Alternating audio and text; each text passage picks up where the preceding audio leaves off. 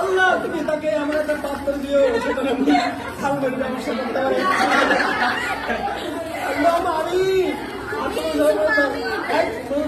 ভালো হয়েছে নে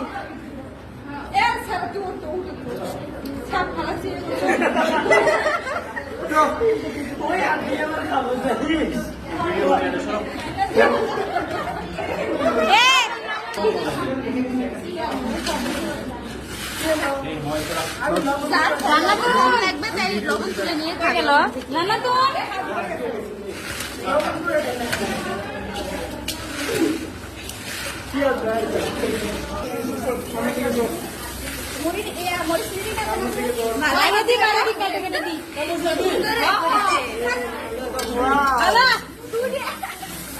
এতটুকু মরি হলেই অনেক